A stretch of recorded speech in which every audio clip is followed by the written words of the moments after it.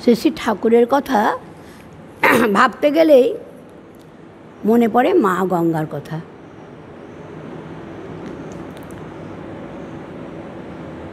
পরম পাবনী প্রবাহ যে গঙ্গার,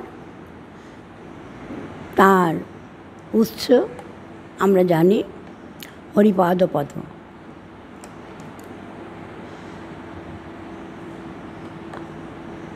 মহাদেবের সঙ্গীত শুনে বিগলিত বিষ্ণুচরণ থেকে তার উদ্ভব। আর যে দিব্য পাবনী সত্তা প্রবাহ সারা বিশ্বকে অমিতায়িত করছে শ্রীরামকৃষ্ণ নামে, সেই পাবনী সত্তার উৎস হরিচরণ চিহ্নপুত পুণ্যতীর্থ গয়াধাম। শ্রী শ্রী মহার অলৌকিক দুটি দর্শন হয়েছিল, কামারপুকুর আর বেলুড়ে নীলাম্বর বাবুর বাড়িতে। তিনি দেখেছিলেন, প্রত্যক্ষ অনুভব করেছিলেন। তার প্রাণের উপলব্ধি শ্রীরামকৃষ্ণ দেব আর মা গঙ্গা এক, অভিন্ন। এই ঘটনা দুটির কথা আমরা মোটামুটি জানি। গঙ্গার মর্তে অবতরণের কাহিনীও জানি।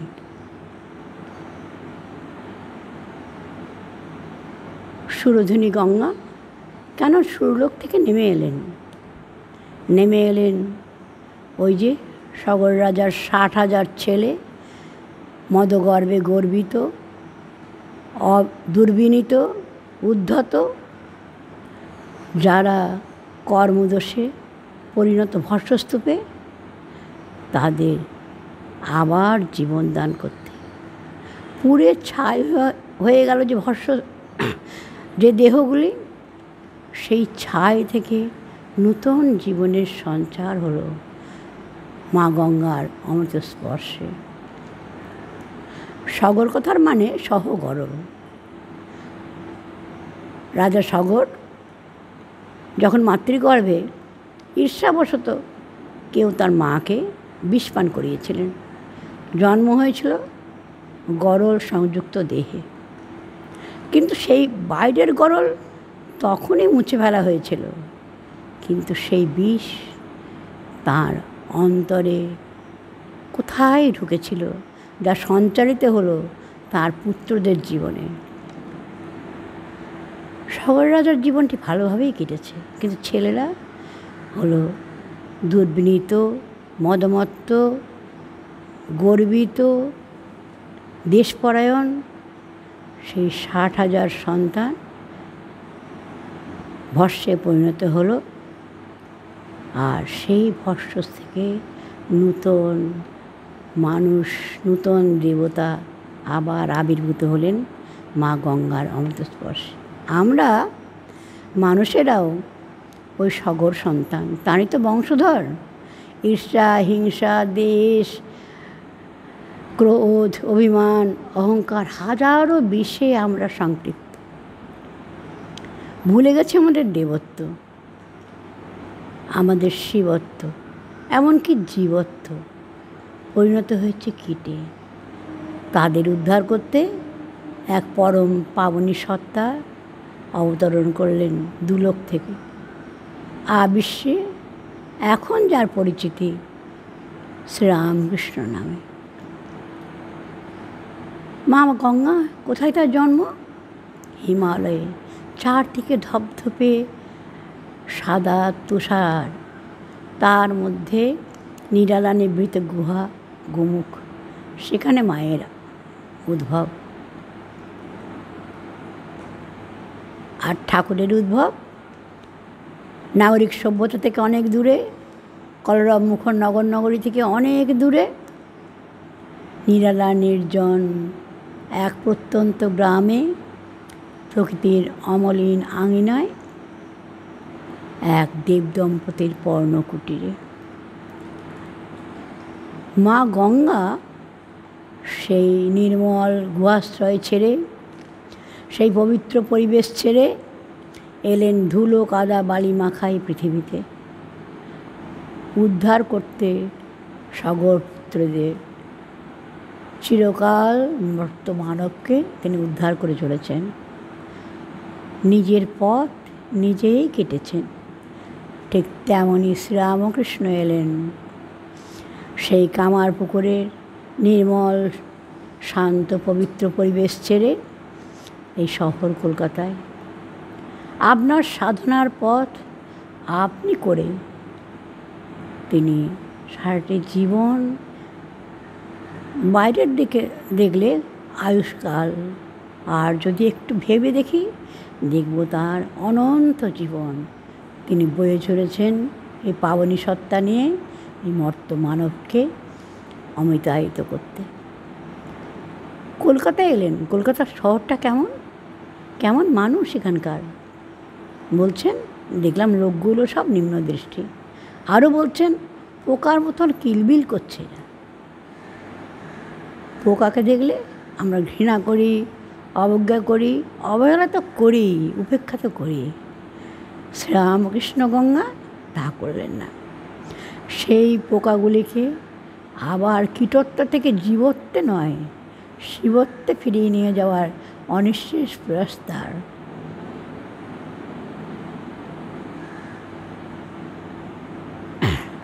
তিনি সারাটি জীবন আজও দিচ্ছেন। তার কথামৃত, তার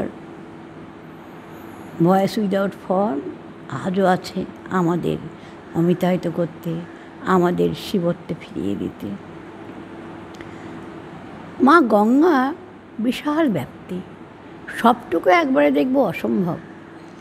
সবটুকু গঙ্গাবাড়ি স্পর্শ করব দুঃসাধ্য নয়, অসাধ্য। তবে তার দরকারই বা কী? এক কণা গঙ্গাবাড়ি, সেই তো আমাদের পরম পবিত্র করে তোলে। শ্রী ঠাকুরের মহাজীবন সম্পর্কে ওই একই কথা। নাই বা তাকে বোধে বোধ হলো। থাক না চিনির পাহাড় তার বিশালত্ব নিয়ে, একদানা চিনিতেই ছোট্ট পিঁপড়ে হেউ ঢেউ। যারা মহৎ মানুষ, মহৎ মনের মানুষ, বড় মাপের মানুষ, মহাজন যারা, শাস্ত্রে তাদের বলা হচ্ছে ভরিদা, শ্রেষ্ঠ দাতা। তারা কী করেছেন? মা গঙ্গার তীরে তীরে অসংখ্য ঘাট, অসংখ্য সোপান, আর সেই সোপান বেয়ে ঘাটে নেওয়ার জন্য অসংখ্য সরণি নির্মাণ করে গেছেন। কথামৃতের 5টি খণ্ড জুড়ে শ্রীম ঠিক ওই কাজটিই করে গেছেন। শ্রীরামকৃষ্ণ ভাবগঙ্গায় অবতরণ সাধ্য না হলে, স্নান সাধ্য না হলে একটু স্পর্শনে, তাও সাধ্য না হলে একটু দর্শনের। শুধু নির্মাণ করে ক্ষান্ত নন, আহ্বান করছেন। কি মধুর আহ্বান! স্মরণ করি তেমনই একটি আহ্বান বাণী কথামৃত থেকে। মাস্টারমশাই বলছেন, চলো ভাই, আবার তাঁকে দর্শন করতে যায়। সেই বালককে, সেই মহাপুরুষকে দেখব, যিনি মা বই আর কিছু জানেন না, যিনি আমাদের জন্য নেমে এসেছেন।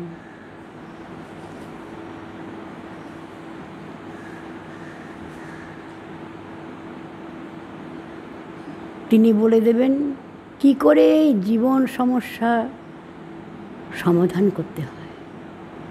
গৃহীকে বলে দেবেন, সন্ন্যাসীকে বলে দেবেন, অবারিত দ্বার। চলো চলো ভাই। কয়েকটা মাত্র ছত্র, সাধারণ কয়েকটা কথা, গুরুগম্ভীর একটি শব্দ নেই, গুরুগম্ভীর একটি বাক্য নেই, কিন্তু অন্তরের অনুভবে ঋদ্ধ প্রতিটি কথা। প্রথমেই উচ্চারণ করছেন ছোট্ট একটা শব্দ, চলো। হ্যাঁ, কিছু পেতে হলে কিছু তো করতে হবে। উঠে না দাঁড়ালে, শুয়ে থাকলে তার ভাগ্যও শুয়ে থাকে, এমনই একটি প্রবাদ রয়েছে বাংলায়। আর উপনিষদে বলছেন উত্তিষ্ঠত জাগ্রত প্রাপ্য বরান নিবোধত। কোন সে দূর অতীতে শ্রুতিজননীর মধুর গম্ভীর আহ্বান, চরণ বৈ মধুবিন্দতি চরণ সাধু উদুম্বর চরই বেতি চরই বেতি। ঠাকুর মিষ্টি করে ছোট্ট একটি গল্পে, সেই কাঠুরের গল্পে আমাদের বলছেন এগিয়ে চলো, তাহলে শুকনো কাঠ থেকে পেয়ে যাবে হিরে মানিকের খনি। এই মাস্টারমশাইয়ের প্রথম উচ্চারণ চলো। কারা চলবে, কারা যাবে, কাদের আহ্বান জানাচ্ছেন? আপন জনকেই মানুষ দিতে চায় ভালোর স্বাদটুকু। কে আপনজন? তাই বলছেন ভাই, আমরা সবাই এক ভগবানের সন্তান। ঠিক এমনই কথা আরও অনেক পরে উচ্চারণ করে ঠাকুরের আদরের নরেন আমাদের স্বামীজি, বিশ্ববন্দিত বিবেকানন্দ জগৎকে তোলপাড় করে দিয়েছিলেন। ছোট্ট সম্মেলন, সিস্টার্স অ্যান্ড ব্রাদার্স, স্মরণ করিয়ে দেওয়া আমরা সবাই ভাই ভাই। এইটুকু চেতনায় উদ্বুদ্ধ হলেই তো জগৎ পাল্টে যায়। মাস্টারমশাই তবু এখানেই থামছেন না, বলছেন আবার তাকে দর্শন করতে চায়। চলা যখন, তখন একটা দর্শনীয় কিছু থাকবে, গন্তব্য কিছু থাকবে, তাকে দর্শন করতে যায়। তার মাঝে আবার ছোট্ট একটি শব্দযোগ হলো আবার। আবার কেন না, আগে তিনি একবার দর্শন করে নিশ্চয়ই এসেছেন, এসে সেই মধুর স্বাদ, অমৃত স্বাদ অন্যকে দিতে চাইছেন। কাকে দর্শন করব? কী তার নাম, কী তার পরিচয়? অনাম অরূপ চিনি, তাঁর কোনো নাম, কোনো পরিচয় সম্ভব? কোনো বিশেষণে বিশেষিত করা সম্ভব? তাই মাস্টারমশাই অনেক ভেবেচিন্তেই ব্যাকরণের একটি পদ ব্যবহার করলেন, সর্বনাম পদ। সব নাম পদের ব্যবহারে যাকে ব্যবহার করা চলে তাকে। মানুষ চিরকালই ভাবে বামন হয়ে এসে চাঁদ ধরবে। মাস্টারমশাই বুঝলেন, তবু তার প্রাণ বুঝছে না। তিনি চাইছেন একে একটু বিশেষিত করতে, তাই দুটি শব্দ চয়ন করলেন। তাকের পর বলছেন সেই মহাপুরুষকে দেখিব, বালককে দেখিব। অবাক কাণ্ড! মাস্টারমশাই ভুল করছেন। যিনি মহাপুরুষ তিনি বালক হতে পারেন, বালক মহাপুরুষ হতে পারেন। হ্যাঁ, কোনো কোনো ক্ষেত্রে সম্ভব। দুই বিরোধী সত্তার যেখানে পরিপূর্ণ সমন্বয়, বিরোধী নেই, যেখানে এক সেখানে দুয়ের কোথায়? যিনি জগদম্বার কোলের শিশু, মায়ের শরণাগত বালক, তিনি জগতের জ্ঞান বিগ্রহ, জগৎগুরু, অবতার বরিষ্ঠ শ্রীরামকৃষ্ণ। মাস্টারমশাইয়ের সিদ্ধান্ত অভ্রান্ত। মানুষ তো আমরা, বুঝলাম, তা না হয় হলো, কিন্তু দেখবার দরকারটা কি আমাদের? আমাদের কিছু কাজ মিটলে তবে আমরা সে কাজটা করি। কিছু প্রয়োজন, কাজ মানে কিছু প্রয়োজন। কী প্রয়োজন তাকে দেখবার?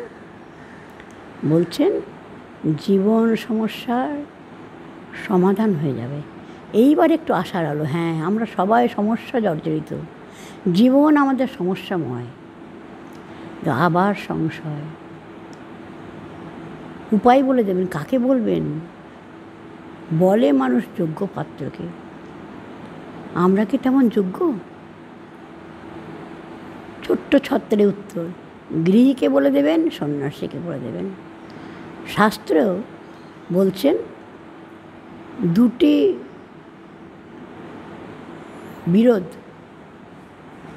এক হতে পারে না। মাস্টারমশাই আগের বারে আমরা দেখলাম বালক মহাপুরুষ দুই এক হয়ে গেল, এবারে দেখছি গৃহী আর সন্ন্যাসী দুই এক হয়ে গেছে। এখানে আর একটা কথা মনে রাখবার, মাস্টারমশাই চেষ্টা করলেন প্রথমে তাকে বলে তার স্বরূপ বোঝাতে চেষ্টা করেছিলেন। কোনো পরিচিত জিনিসের পরিচিতি পেতে গেলে আমরা জিনিসটি কেমন, কোনো একটা বাড়িতে যাব, কত নম্বর বাড়ি, কোন রাস্তায়, সেটি জানা না থাকলে কোন বিশ্ববিদ্যালয়ের কাছে, কি বেলুড় মঠের কাছে, কি উদ্বোধনের কাছে ইত্যাদি লক্ষণ দিয়ে তাকে বুঝি, তাকে বলে তটস্থ লক্ষণ। তাই মাস্টারমশাই একটি কথা বললেন, অপূর্ব কথা। সেই বালককে, মহাপুরুষকে দেখব যিনি জীবন সমস্যার সমাধান করবেন। তার মাঝে একটি কথা, তিনি মা বই আর কিছু জানেন না, মাতৃময় একটি সত্তা। গৃহী আর সন্ন্যাসী শাস্ত্রে বলছেন মেরু শস্যবয়বৎ পার্থক্য। মেরু পর্বত আর ছোট্ট সর্ষের দানা, কল্পনা খেতে পার্থক্য। দুটি শব্দকে একসঙ্গে বলছেন মাস্টারমশাই। হ্যাঁ, ঠাকুরের কাছে কোনো পার্থক্য নেই, পাত্রাপাত্র বিচার নেই। এক কলিতার কেশবচন্দ্র সেন, নরেন্দ্রনাথ, রাখালচন্দ্র, মাস্টারমশাই, মহেন্দ্রনাথ সরকার, আরও অনেক জ্ঞানী গুণীজন, বিদ্যাসাগর মশাই। আর এক কুলে গিরিশচন্দ্র, মদ্যপ কালীপদ, এমনকি রসিক ম্যাথর। তার এক হাতের বড়া ভয় পাচ্ছেন গোলাম্মা, যোগিনমা, গৌরীমা, এরা সবাই। আর এক হাতে নটি বিনোদিনী, এমনকি রাস্তায় দাঁড়িয়ে থাকা বারবনিতা। তাঁর কাছে সকলেই আশ্রয় পাবে, সকলকেই তিনি বলে দেবেন। এবার একটু মনে আশা, হ্যাঁ, কিন্তু গীতায় বলছেন সংশয় আত্মা বিনশ্বতি, আবার সংশয়, বলে তো দেবেন। এটুকুন দয়া না হয় করলেন, কৃপা না হয় করলেন, কিন্তু যদি গিয়ে দেখি দরজা বন্ধ, ওই যে কবি গিয়েছেন পথের দুলায় অন্ধ হয়ে কি দেখিব, খেয়া বন্ধ, তা যদি দেখি যাওয়াটা তো নিরর্থক হয়ে যাবে। মাস্টারমশাই আমাদের প্রশ্নের উত্তর আগেই উত্তর দিয়ে দিচ্ছেন। অবারিত দ্বার, দরজাটি তার খোলা আছে। বাইবেল বলছেন knock and the door shall open unto you. আমরা ভাববো ধাক্কা দেবো, আমাদের যোগ্যতা আছে। মাস্টারমশাই বলে দিচ্ছে না না, ধাক্কাও তোমায় দিতে হবে না, দরজা হাট করে খোলা, শুধু গেলেই হলো। আবার তবুও মানুষ তো, তবুও কিন্তু কতগুলি অব্যয়পদ তার সঙ্গ ছাড়ে না। কিন্তু কি তবু গেলাম তো, তিনি যদি ফিরে না তাকান। অবারিত দ্বার, গৃহী সন্ন্যাসী যেই হোক আমরা গেলাম, কিন্তু দরজা দিয়ে ঢুকলাম, তিনি অন্য মুখে রয়েছেন, উল্টো মুখে রয়েছেন। তার উত্তর কথামৃতের পাতায় মাস্টারমশাই লিখিতভাবে দিয়ে গেছেন। কি বলছেন? আমাদের জন্য তিনি অপেক্ষা করে এসেছেন। আরেকটি কথা বলেছেন, যেটি আমি একটু আগে স্মরণ করতে ভুলে গেছি, তিনি আমাদের জন্য নেমে এসেছেন। তিনি এসেছেন, এটা বিরাট ঘোষণা। স্বয়ং অবতার পুরুষ, স্বয়ং ঈশ্বর মানব রূপ ধরে এসেছেন। সর্ববন্ধন মুক্ত যিনি, তিনি এসেছেন সর্ববন্ধনের ক্লেশ হয়ে। কেন এসেছেন? আমাদের জন্য, আমাদের এই হতভাগ্যদের জন্য, এই হতভাগ্যদের, অভাগাদের সৌভাগ্যবান করে তুলবার জন্য, এই কীটদের শিব করে তুলবার জন্য। তিনি শুধু বসে নেই, অপেক্ষা করে রয়েছেন। আর সংশয় নয়। মাস্টারমশাই বলছেন এবার আর আলস্য নয়, একটু তড়া করো, চলো চলো। তাই দুবার বলা, চার দেরি নয়, চলো চলো। আমরা মাস্টারমশাইয়ের আহ্বানবাণী শুনছি, তবু কি যাওয়ার প্রয়াস করছি জানি না। দেহতে যে কোনো নররূপ ধরে যার দেহ থাকবে না, দেহ নশ্বর, দেহের কোনো সত্তাই নেই। শ্রীরামকৃষ্ণরূপী যে নরদেহ, তার সত্তা আজ নেই, কিন্তু শ্রীরামকৃষ্ণরূপী যে ভাব, তা অবিনশ্বর, তা শাশ্বত সনাতন। শুধু শ্রীরামকৃষ্ণরূপে আজ যিনি এসেছেন, যুগ যুগ ধরে তিনি এসেছেন, নানান রূপ ধরে নানানভাবে মানুষকে অমৃতায়িত করতে। এবারে তিনি আরেকটু বেশি যেন তৎপর, তাই মানুষের মতন কষ্টভোগ করলেন। আধি ব্যাধি, স্বজন বিয়োগ, পাগল বলে বিদ্রুপ সহ্য করা, সব আরও কি সহ্য করলেন? ক্যান্সারের মতন এই যুগের যে কঠিন রোগ, সেটিও দেহে ধারণ করলেন। তারপর ওই যে অপেক্ষা করে রয়েছেন, না অপেক্ষা করে বসে নেই, তিনি নিজেই আসছেন। আমরা 1 জানুয়ারি 1886 যদি চলে যাই, দেখব রোগ জর্জর, ক্লান্ত শ্রান্ত দেহ শ্রীরামকৃষ্ণ ধীরে ধীরে পায়ে ওই চটিটি গলিয়ে আস্তে আস্তে নেমে আসছেন। কোথায় নেমে আসছেন? ভক্তেরা কিন্তু বাগানে বেড়াচ্ছেন, তাদের কাছে তারা তাকে ডাকছেন এমনটি নয়, কিন্তু তার যে এই মর্তধাম পরিত্যাগের সময় হয়ে এসছে, তাই তাকে তাদের শেষ সম্পত্তি দিয়ে যেতে হবে। আস্তে আস্তে নেমে এসছেন, বলছেন গিরিশবাবুকে, এত সব বলো কি তোমার মনে হয়? সেসব ঘটনা আমরা জানি। সকলে যখন প্রণত তাঁর চরণে, তার একটি আশীর্বাদ সকলের জন্য, তোমাদের চৈতন্য হোক, যে চেতনা প্রবাহ, যে জ্ঞান প্রবাহ, প্রেম প্রবাহ, করুণা প্রবাহ শ্রীরামকৃষ্ণের মূর্তি ধরে নেমে এসেছিলেন সমস্ত জগতের জন্য। তাঁর পুরাণকালের শেষ আশীর্বাদ বলবো না, চিরন্তন আশীর্বাদ তোমাদের চৈতন্য হোক। আর সেই আশীর্বাদটা করলেন কোন দিনে? 1 জানুয়ারি।